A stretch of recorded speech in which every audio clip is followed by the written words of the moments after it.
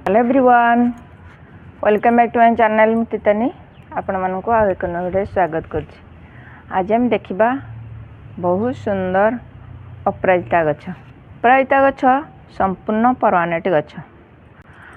अपराजिता गछ केमिति ताकू हेल्दी करबा, फूल प्रचुर आसीबो, कोन तादरे सॉइल मीडिया दबा, जदी पॉट रे लगाइछन केमिति कटिंग करके साइज रखिबा, चलंतु से विषय में आज जानिबा। अपराजिता गछ बहुत सुंदर आध्यात्मिक गछ। फूल गछ घर आगे रखिले शुभ होता है। यही फूल फुटिले चमत्कार आनी था। घर चारिपट वातावरण पूरा चमत्कार करी था। आउ एनर्जी पॉजिटिविटी घर को आनी था। यही फूलटी शिवों बा शनि पर चढ़ेले कंति रिष्ट खंडन होता है। आपण बारी रे जदि ये फूल ना तुरंत आनी नर्सरी गोटे घर आगे लगातु। यही फूल ये मेडिसिनल काम करता है। हेल्थ पाई आपको काढ़ा बने पियंती। जदि कुंडरे लगौचंती ताले ता काटिकरी सबले साइज रखंतु। आ 3-4 प्रकार देखंतु। ये मोर धला एक पत्रिया धला अच्छी, आ पूरा डबल पेटालर गोटे धला अच्छी, आ सियाई कलर गोटे अच्छी, ब्लू कलर ये डबल पेटालर थोपार, आ गोटे सिंगल पेटालर अच्छी। नर्सरी गछ आनी मात्र 20 टंका नहीं। 3 प्रकार मुझे आज या मु ग्राउंड रे लगेबी। जो जगार सुविधा थी खरा पड़ुथो मुझे जगार लगेबी। ये खरा तो बहुत पसंद करे। खरा दिन रे तो गछटा को पानी निहाती दरकार। आउ दिन को निहाती थरे आपण माने पानी दियंतु। कौन सॉइल मीडिया दवा देखा मु तो एथरे नीचे भर्मी कंपोस्ट आउ एथरे कदली चपा सुखेकरी टिक टिक कर काटिची। आउ एथरे अच्छे हलदी हलदी पाउडरटा आंटी बैक्टीरिया को मारी थाए, आंटी फंगल रा काम करता है। आउ रही चाहपत्ती चावर आउ एसिडिटी करता है। माटी तो एसिडिटी हेले बहुत सुंदर गछ हेल्दी होता है, बढ़ी थाए आ फूल कटा प्रचुर आनी थाए। आधरे आम टे फंजीसाइड एथरे देदबा। आ जितेबाला गछरे दौरान भल से टिके खुसई देबे, जहाँफल कि ऑक्सीजन ता मूल को जापर आउ भल से सॉइल मीडिया ता मूल को पहुँची पार।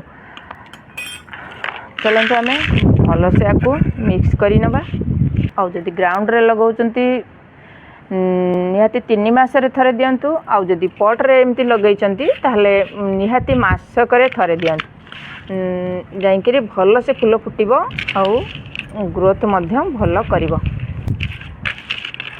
मु तो आज एगुड़ा सब रिपोर्टिंग करी, किंतु एथरे मु आज सॉइल मीडिया देबिनी। एई गोटे कुंडे दउची आ टिके आमे पानी दे दबा। पानी दबाटा पोक लागुची, पोक तो एथरे केबे लागेनी मु तो जानिनी। ताहले नीम आले 1 लिटर पानी 2 ml पकईकरी आपण माने स्प्रे करंतु सप्ताह को 2 थर।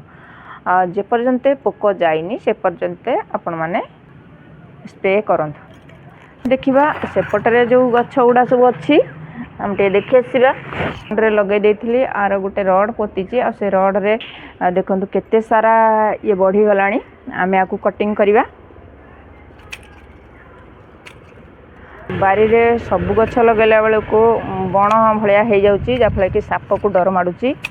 हम तो जानचंदी पहाड़ एरिया रे सापटा प्रचुर आनिकी छाडुचंती पहाड़ रे, जाफले कि विभिन्न प्रकार साप पशि आसुचंती बारिकी।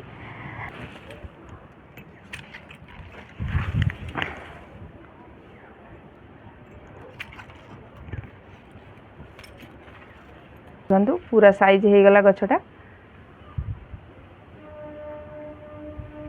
एमती जदि गछको मु प्रति मासरे काटिकरी साइज करथे, काना ये अल्प दिन के ये बण भलिया हो जाय थाए। सेति पई कि भल भाव रे ए भली भाव रे सब गछ को साइज करथे काटिकरी। एमती मु पूरा गोल करके साइज कर देबी। मानकर जदि अच्छी ये भाव में गछ लगे तो काटिक साइज करंतु, बहुत सुंदर फूल आसीबो। तो 8 इंच 10 इंच पट हेले बहुत बढ़िया। आदरे स्टिक देकरी जेमिति आपण माने साइज चाहूचंती सेमिति साइज करके लगे पारिबे। मो वीडियोटा भल लागुथाय ता लाइक कमेंट शेयर करिवे। आ मो चैनल जदि आपण माने नुआ देखुचंती ताल गोटे सब्सक्राइब करिवे। आज पय एतिकी पुणी आसीबी आउ एक नुआ वीडियो नुआ टॉपिक सहित। सेते पर्यंत गछ लगौथांतु, भल थांतु। जय जगन्नाथ।